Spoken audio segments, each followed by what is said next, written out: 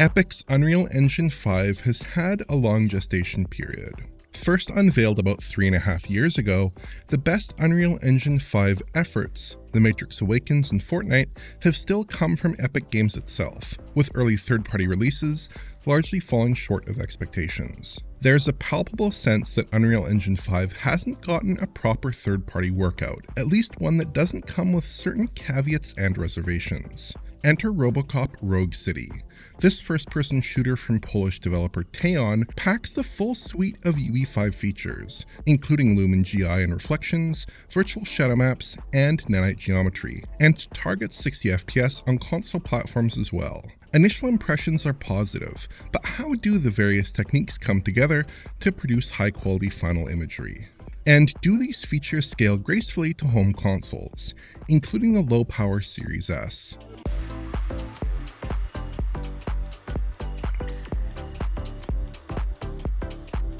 RoboCop Rogue City packs very impressive visuals, and ranks, in my opinion, as one of the strongest showcases for real-time rendering this generation. To understand it properly, I think it's worth highlighting each implementation of the key UE5 technologies that it uses so well. Lumen Global Illumination is used in RoboCop in place of the typical pre-computed GI solution, as a way to process indirect lighting in real time. Essentially, the software Lumen tech used here traces lighting against a very simplified version of the world, using signed distance fields in addition to tracing in screen space, in order to draw accurate indirect lighting and also reflections with relatively low cost. The results are excellent. RoboCop has very consistent and accurate indirect lighting, much more so than most games that rely on pre-computed GI. The subtle way that light bounces through an environment, with light blocked in proportion to the occluding geometry and lighting direction, is modeled beautifully. You don't see many inconsistencies in the lighting, clear giveaways that you're looking at a real-time video game. Instead, the lighting has more of a CG-like quality, like you'd see in an animated film. This is especially noticeable in scenes with less texture detail, like these gray box-style interior environments, where most of the color differentiation in the scene is coming from its indirect lighting characteristics. Some of these shots are quite beautiful, I think, and you never get the kind of glowy look often associated with lower quality lighting in older titles. That's not to say that there aren't compromises. Lumen is clearly tracing GI at a low fraction of the overall rendering resolution, likely 1/16 rays per pixel here, and is tracing against a very simplified representation of the world. So indirect lighting detail can have a slightly coarse quality to it at times, and can look a bit over-darkened. Lumen noise can have a rough, splotchy quality and is visible in certain spots, just like we saw with the software Lumen in Fortnite last year. It's most visible in scenes that don't have very much direct lighting, and tends to be particularly obvious when the lighting is coming from a smaller light source. The flashlight used by the car mechanic here is a particularly good example. Notice how the reflected light on the ground and walls has a very rough appearance, especially as it comes into view and moves around. I should stress though that the lumen noise I'm showing on screen here is generally not visible, and I had to go out of my way to capture some of these examples, but it does annoy slightly in some scenes. And there are some instances where you can spot some light leak in the Lumen GI. This seems at its worst on fine geometry, which isn't coarse enough to be properly represented in the SDFs. This locker is a good example. The bluish-white light inside of it shouldn't be present. Again, I do want to stress that the overwhelming majority of the time, this isn't an issue. Teon seems to have avoided common lumen lighting issues that we've seen in other games as well. Interiors have a good amount of direct lighting generally speaking, again keeping noise to a minimum, unlike Fortnite for instance, which relied more heavily on bounced indirect lighting from the sun. And there isn't a Lords of the Fallen style over-reliance on invisible area lights in RoboCop either. This is a properly crafted implementation of perhaps the most striking tech in the UE5 toolkit, made with care and attention and with only relatively minor issues. Lumen reflections are also present here, again in their software traced guise. Reflections on semi-gloss to glossy materials are handled using this technique, with very good results. Screen space information is used to add reflections detail back when available, but the software traced fallback is perspective correct and highly detailed, at least relative to what we'd see from typical solutions like static cube maps. That said, if you do look closely, Lumen reflections aren't perfect. Geometry has a crudely averaged appearance in the signed distance fields used for tracing, so if you look closely in a glossy reflection, the details can look a bit off. Skinned meshes, like the pedestrians here, are only represented in screen space, and don't appear in the reflections if we tilt the camera down. Semi-gloss reflections can also exhibit slightly questionable quality, with excessive noise. The game's foliage, which is used quite sparsely, perhaps as an artifact of its time being developed in older UE5 versions, is represented crudely within the Lumen reflections, and doesn't animate. Reflections are absent on transparent surfaces, like the car windows here. And presumably for performance saving, Lumen reflections are disabled on some of the larger pools of standing water, like the industrial pond here, though others do have reflections enabled. Still, the results here are a clear step ahead of other reflections techniques that we see used in games when reflections aren't in screen space. It may not be the kind of hardware ray trace goodness that we see in games like Spider-Man 2, but reflections look a world better than the cube maps that may have been in their place in other game engines, and still come with a workable frame time cost.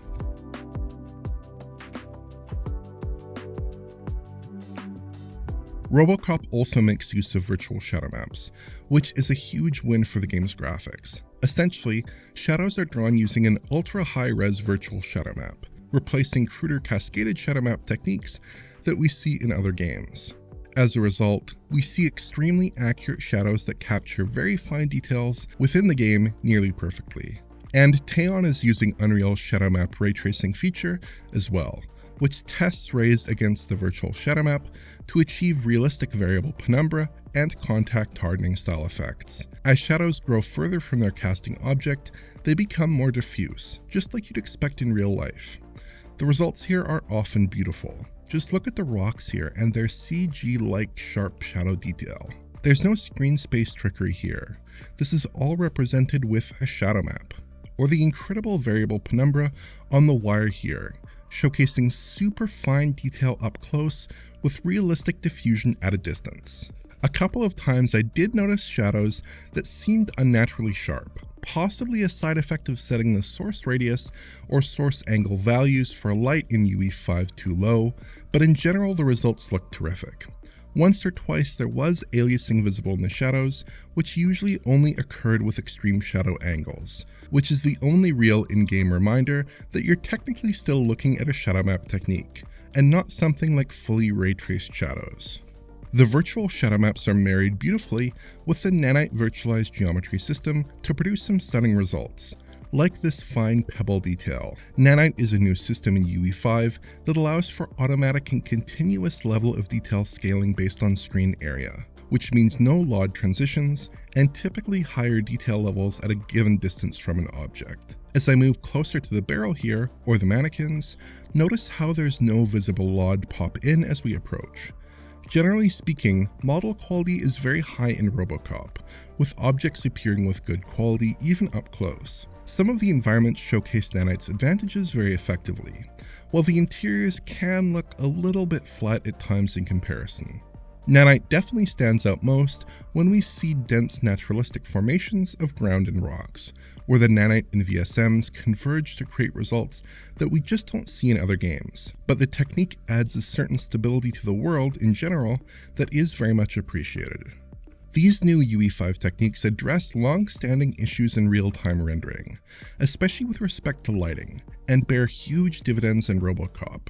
Teon has delivered a very impressive UE5 effort here, a game built on Unreal Engine 5 that makes use of its key features, and seems to use them correctly and while sticking to good practices. That may not sound too impressive, but given the complexity of some of these techniques, and the relatively short time frame they've had to deliver a final game using UE5 tech, it's quite an achievement. That's not to short sell RoboCop's unique visual touches though. I love the level of cosmetic destruction, for instance, with pillars sustaining chip damage, glass exploding, and paper scattering. The planters here are particularly inspired. See how they explode into hundreds of physicalized, geometric dirt chunks when shot. Enemies shoot out spurts of blood when you hit them, like squibs in an 80s action movie, and project viscera onto walls when killed. In motion, the game is a ballet of destruction, with environments and enemies alike demonstrating the violence of RoboCop's weaponry.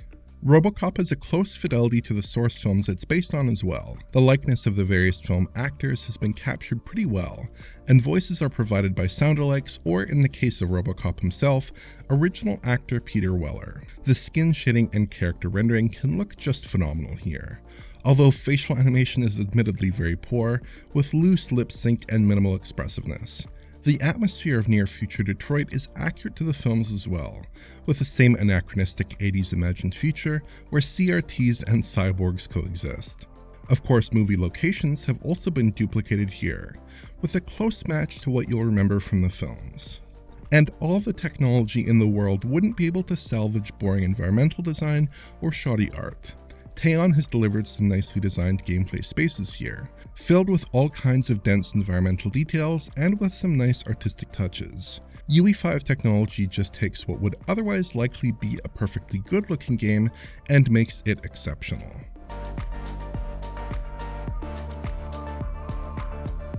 So far, I've mostly been showing off RoboCop on the Series X performance mode, but there's a lot to uncover in mode and console differences here. So how do the various options stack up?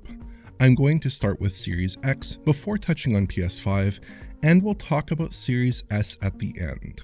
Series X packs a performance mode, which targets 60 FPS, and a quality mode that targets 30 FPS. In terms of visual settings, there's not a whole lot of difference between those two mode options. I did notice that the GI quality was slightly improved, with a noticeably less noisy appearance, probably as a side effect of shooting more rays into the scene. Overall lighting detail appeared very similar, but there was a bit less breakup in some indirectly lit areas. It's worth noting that despite the different framerate targets, software Lumen is being used in both modes, so there's no hardware RT here. Likewise for Lumen Reflections, which appeared identical in glossy reflections, but exhibited substantially less breakup in semi-gloss reflections in the quality mode. Transparent surfaces also appeared to render at a higher level of fidelity in the quality mode. Outside of those changes, the two modes look very similar in underlying visual settings.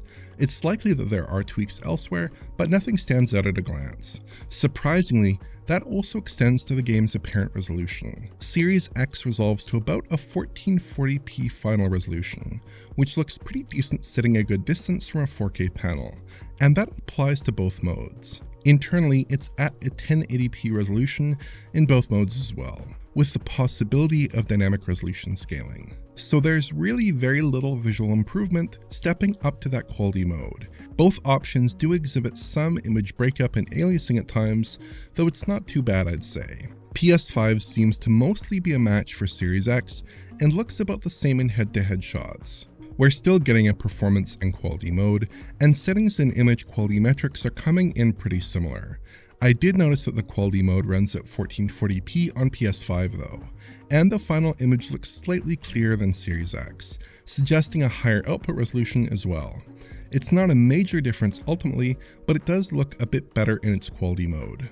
Perhaps the Series X version isn't working as intended. I also noticed one weird issue. It looks like the asphalt textures in the downtown area aren't displaying correctly on the Series X here, which makes the ground look sort of overly glossy and featureless. I suspect this is a bug, and it's an issue on both Xbox Series machines, though it isn't present on PC or PS5, and the reflections in the police office look higher quality on PS5 as well, though I didn't find a consistent reflections quality difference throughout the game. In terms of frame rates, the Series X actually does run at 60 FPS most of the time in its performance mode. Most traversal and smaller firefights run just fine at 60, but the game is seriously stressed out in larger confrontations, which can hit the frame rate very hard. We're often in the 40s and 50s in these bigger fights, and I spotted lows in the upper 20s in the most challenging shootout I saw in the game. There are some other issues too.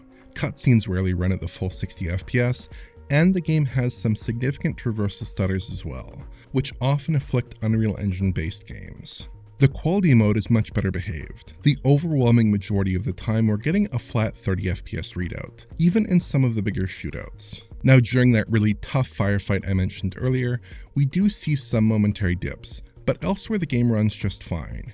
We do see some traversal stutters as well though, some clocking in with a pretty minimal frame time penalty, and others, like in the police station here, reaching 100 milliseconds and above. It's also worth pointing out that despite a motion blur toggle in the game settings, we actually don't see any motion blur throughout the game in either graphical mode. The only exception, at least in the content that I've played, is in Mission 4, where the motion blur for some reason does function correctly. The lack of motion blur makes the quality mode in particular feel choppier than it should. PS5 is mostly the same, with similar dips in typical play. That means a fairly stable quality mode with a more difficult run of play in the performance mode. I did, however, notice that the PS5 suffered from some pretty significant framerate dips in open world traversal in this downtown area that weren't present on Series X, but it's also rendering a more complex road surface, which could be making Reflections especially expensive to compute. As a final note, RoboCop loads exceptionally quickly. The game sometimes loaded in about 2 seconds or even less, and at most took about 4 or 5 seconds. That's a really extraordinary result for a current-gen console title, and puts it up in the top tier of fast-loading titles on 9th-gen console hardware. So that's the higher-end systems accounted for, but what about Series S? The most obvious visual cutback on the Series S is the complete removal of Lumen Reflections. The glossy and semi-gloss reflections that Lumen supplies are absent here, with a screen space technique used instead. When the SSR is occluded, you do get a very rough impression of the scene color, which looks like it stems from the game's Lumen GI. But it doesn't match the environment nearly as well as the Lumen Reflections, and the SSR is uniformly glossy. So surfaces that used to receive semi-gloss Lumen Reflections now look mirror-like, which creates huge discontinuities when the SSR isn't visible. Lumen GI is also downgraded. The ray count is obviously reduced, with a more coarse noise pattern in some indirectly lit areas. The subtle indirect shade present before tends to be softer and more crude on Series S. Importantly though, the technique is producing very good lighting quality on Series S. It's just not quite as stable and finely detailed as the premium machines. Finally, the virtual shadow maps also take a hit. If you look closely, resolution has been cut back somewhat, with more visible aliasing than the higher end systems. The level of variable penumbra has also been decreased, with a less obvious fall off in sharpness. It's still present, but scaled back by a good margin. But the game's other visual settings don't seem that different. There are other changes, like lower quality fire and smoke, but the two versions look substantially similar outside of those changes to key UE5 features. Resolution-wise, the output resolution of the final image looks to be somewhere around 1440p, with similar clarity and detail as the Series X. Interestingly, the internal resolution is also 1080p in the shots I tested, suggesting parity there as well. Frame rates are mostly the same here as the quality modes on the premium consoles. Expect a pretty steady 30 FPS in typical play, sometimes punctuated by traversal stutters in certain areas. But I did see the frame rate slide into the 20s a little more frequently in larger firefights, with pretty frequent dips in this bank shootout sequence for instance. It's rarely truly egregious, but you do feel those frame time inconsistencies, especially given the lack of motion blur.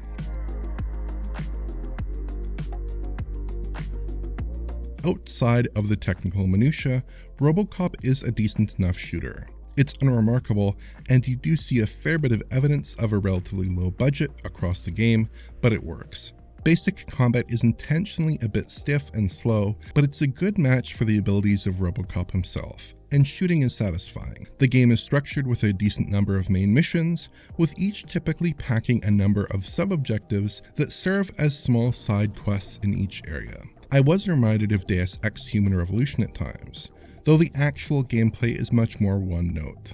But the technology is really the star of the show here.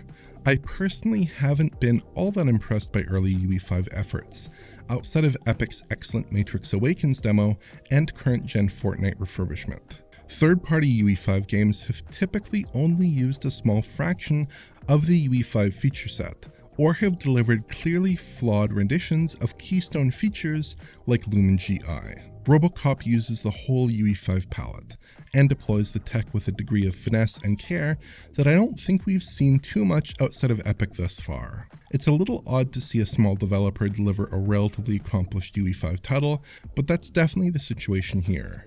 With a dearth of heavy-hitter UE5 games that demonstrate what the tech can do with large teams and budgets, this is probably the next best thing. The game's performance issues are a serious concern, but it's not that badly behaved when you consider the infancy of the technology and the difficulty other developers have had wrangling UE5 into decent shape on console platforms. Frame rates in the performance mode definitely aren't ideal, but that seems to be a common issue with early UE5 projects this generation. And the quality mode on PS5 and Series X at least does mostly run without issue, though the motion blur bug should be addressed. So RoboCop is a very graphically impressive effort, and a visual highlight of this console generation so far. For those who want a glimpse of future graphics tech, it's a worthwhile experience. If you enjoyed this video, please like, subscribe, and press the bell for YouTube notifications. Check out the Patreon at digitalfoundry.net for exclusive and early access content. And to get in touch, use social media. Thanks for watching.